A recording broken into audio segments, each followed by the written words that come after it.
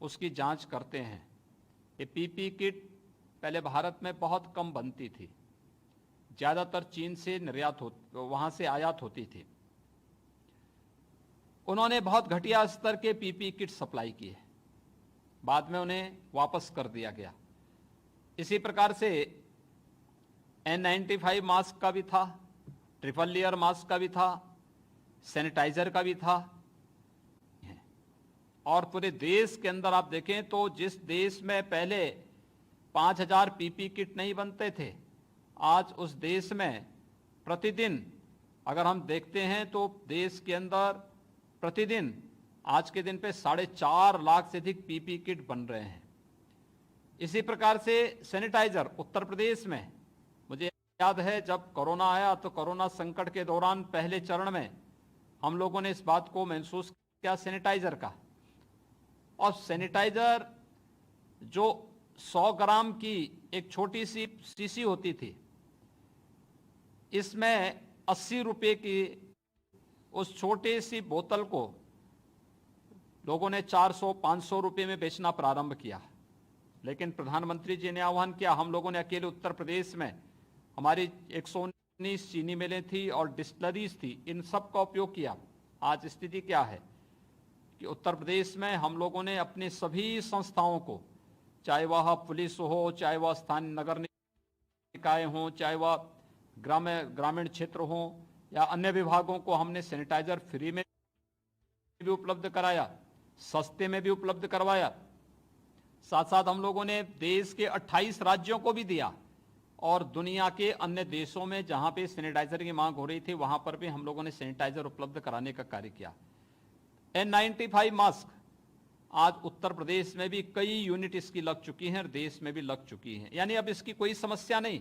यानी इसका मतलब अब स्थानीय स्तर पर ही ये चीजें हमें उपलब्ध हो जाएंगे। लोकल के लिए वोकल क्यों बनना है, ये बहुत महत्वपूर्ण बात है। और उत्तर प्रदेश के बारे में बात इसलिए भी महत्वपूर्ण हो जाती है कि उत्तर प्रदेश जब ये देश आजाद हुआ था तो उस समय उत्तर प्रदेश की स्थिति क्या थी? उस समय उत्तर प्रदेश की प्रति व्यक्ति आय देश की प्रति व्यक्ति आय से अधिक आई थी। यानी उत्तर प्रदेश का नागरिक देश में सबसे धनी माना जाता था। आज क्या स्थिति है? पिछले 3 वर्षों के दौरान या पिछले 6 वर्षों के दौरान कुछ परिवर्तन हुआ है, लेकिन फिर भी क्या है, यानी 2016 की स्थिति ये थी कि देश की प्रति व्यक्ति आय की तुलना में उत्तर प्रदेश की प्रति व्यक्ति आय 1/3 रह गई थी।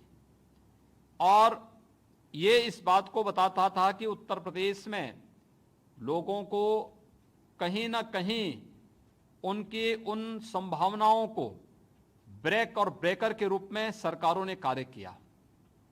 कहीं ना कहीं उसको एक बैरियर के रूप में उन्हें बाधित करने का प्रयास किया। आखिर क्या कारण था कि 1947 तक भारत में उत्तर प्रदेश की प्रति व्यक्ति आय सर्वाधिक थी, उत्तर प्रदेश का योगदान सर्वाधिक था और 1947 के बाद ये लगातार गिरता गया।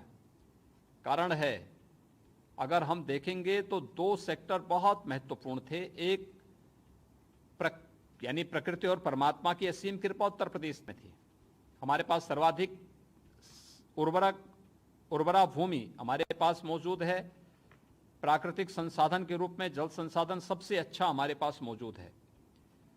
यह हमारे पास अच्छी कृषि यहाँ पे होती थी, पहले भी खेती बाड़ी बहुत अच्छी होती थी, हमारा किसान खूब मेहनत करता था, उसमें कोई समस्या तब भी नहीं थी, आज भी नहीं है।